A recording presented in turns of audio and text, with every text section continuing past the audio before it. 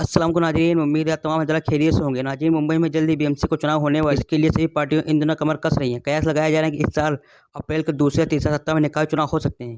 पिछली बार की तुलना में इस बार चुनाव में देरी होगी। इसका मुख्य कारण इस बार बीएमसी की सीटों में बढ़ोतरी की गई है। फिलहाल इन सीटों के लिए वार्ड की सीमा तय करने का काम चल रहा है।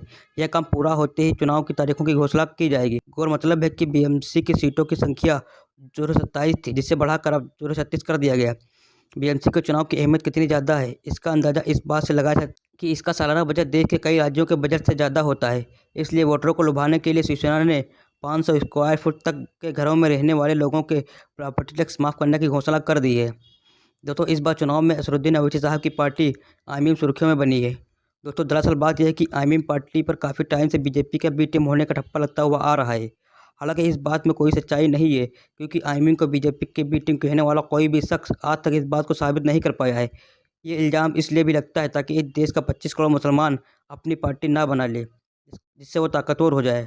नाज़रीन, ये तमाम पार्टियाँ जो अपने आप को सेकुलर कहती हैं, ये जानती हैं कि अगर ये पार्टी पूरी तरह से वजूद में आ गई और मुसलमान के साथ साथ दलितों ने इसे अपनी पार्टी मान लिया, तो बहुत सी पार्टी ज़मीन पर आ जाएंगी। बात करें अगर उत्तर प्रदेश की, तो जब तक उत्तर प्रदेश के मुसलमानों ने कांग्रेस को अपने सर पर बैठाया तो कांग्रेस पार्टी उत्तर प्रदेश में जीतती रही। उसके बाद मुसलमानों ने कई सारी पार्टियों का साथ दिया, जिसकी सरकार बनवाते रहे। उसमें से बहुजन समाज पार्टी भी है।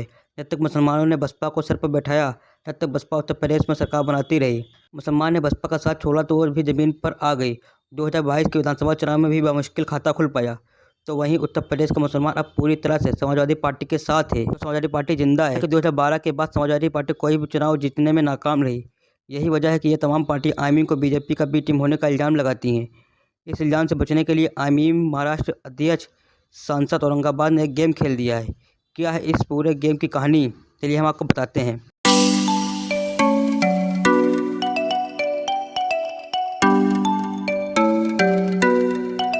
दरअसल आमीन नेता औरंगाबाद एमपी इम्तियाज़ जलील ने एनसीपी के नेता महाराष्ट्र के मंत्री राजेश टोपे से मुलाकात की और उनसे गठबंधन में शामिल होने का प्रस्ताव रखा।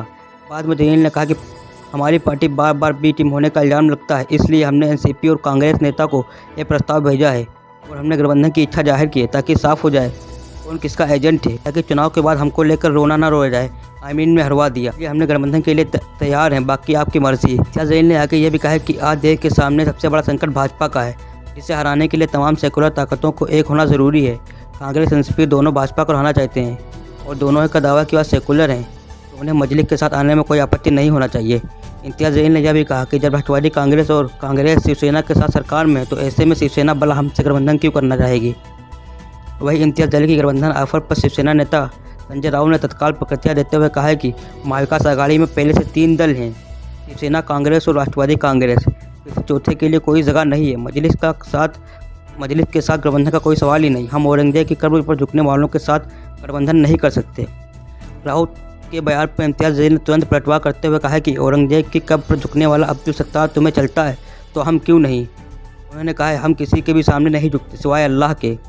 उन्होंने शिवसेना से कहा है कि अगर मुसलमानों के वोट नहीं चाहिए तो साफ जाहिर कर दें। इम्तियाज़ जलील और संजय राउत की नोकझोंक के बीच राज्य के मंत्री एनसीपी नेता राजेश टोपे ने कहा कि मजलिस के साथ गठबंधन का फैसला पार्टी के वरिष्ठ नेता करेंगे।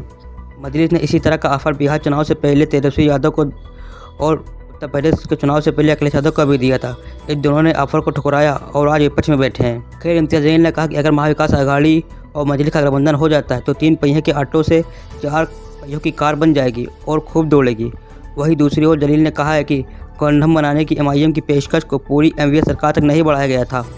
ऑल इंडिया मजलिस इत्तेहादुल मुस्लिमीन महाराष्ट्र में राष्ट्रवादी कांग्रेस पार्टी और कांग्रेस के साथ गठबंधन करने के लिए तैयार है। एमआईएम सांसद और राज्य पार्टी प्रमुख इम्तियाज़ जलील ने कहा कि पार्टी राज्य में भारतीय जनता पार्टी को सत्ता से बाहर रखने के लिए ऐसा कदम उठाने के तैयार है। उन्होंने कहा कि एमआईएम भाजपा के बी टीम नहीं है। जलील ने यह भी कहा है कि जब एनसीपी नेता राजेश टोपे शुक्रवार को आवास पर गए तो उन्होंने गठबंधन करने की पार्टी की इच्छा के बारे में बात की। जलील ने कहा कि गठबंधन बनाने की एमआईएम की पेशकश पूरी एमवीए सरकार तक नहीं बढ़ाया गया था, यह कांग्रेस और एनसीपी तक ही सीमित है। द इंडियन एक्सप्रेस की एक रिपोर्ट के अनुसार जलील ने कहा हम शिवसेना के साथ हाथ मिलाने के लिए कभी खुले नहीं थे, जो एक सांप्रदायिक पार्टी है। तो वहीं एनसीपी और कांग्रेस के नेता ने प्रस्ताव का जवाब दिया है कि आमीन पर बीजेपी की बी टीम होने का आरोप लगता है और वह सांप्रदायिक पार्टी है। ऐसे में उनको पहले से अपनी छवि सही करनी होगी, तब गठबंधन में शामिल हो सकती है। इस बात का जवाब देते हुए औरंगाबाद सांसद इम्तियाज़ जलील ने कहा है कि कांग्रेस और एनसीपी को सत्ता की कुर्सी की लालच में शिवसेना तो चलता है, लेकिन हम नहीं। इस पार्टी के मुख्यमंत्री ने विधानसभा में ये कहा हो, हमने बाबरी मस्जिद को गिराने में अहम रोल अदा किया है। और आगे जलील ने कहा कि जिस शिवसेना ने मुंबई के अंदर खून की होली खेला था, अगर एनसीपी कांग्रेस को उनसे गठबंधन कर सकती है तो मीम से क्यों नहीं।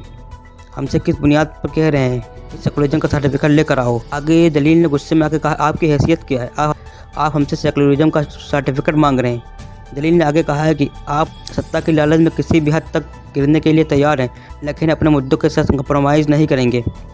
दलील ने अगर आगे रिजर्वेशन वाली बात भी कही।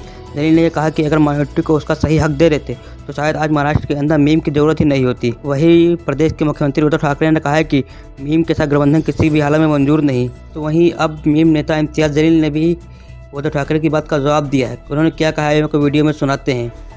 मुझे ये बात अभी तक समझ में नहीं आ रही है कि मैं मुखातिब किसी और से हूँ, मैं बात किसी और से कर रहा हूँ और तकलीफ किसी और को हो रही है। मैंने कब कहा कि मैं शिवसेना के साथ बात कर रहा हूँ या शिवसेना को मैंने कोई प्रपोजल दिया है करके। मेरा प्रपोजल कांग्रेस राष्ट्रवादी को था। ये शिवसेना वाले जो उड़िया मार रहे हैं, अब शिवसेना वाले कह रहे हैं हमारी सत्ता चले जाए लेकिन एमआईएम नहीं जाना चाहिए करके। लेकिन मेरे हिसाब से ये है कि आपको इतना ज़्यादा बेचैन, आपकी बौखलाहट इस बात को दर्शा रही है कि आप एमआईएम से इतना खौफ क्यों खा रहे हैं। राजनीतिक पार्टी ही है साहब, आप भी लड़िए हम भी लड़ेंगे करके उसमें हम एक प्रस्ताव दिए है, आपको पसंद है तो एक्सेप्ट करिए, नहीं पसंद है तो घोड़ा मैदान है तैयार। तो दोस्तों, कहानी बड़ी दिलचस्प है। तमाम सेकुलर पार्टियों में इम्तियाज़ जलील की एक चाल से बौखलाहट आ गई है। आगे इस मामले में क्या निकलता है, जानने के लिए बने रहें हमारे साथ। तब तक के लिए हमारे channel I am the secular party को सब्सक्राइब करें और साथ ही बेल आइकन को भी प्रेस कर ऑल पर कर दें। आज के लिए इतना ही। खुदा हाफिज़।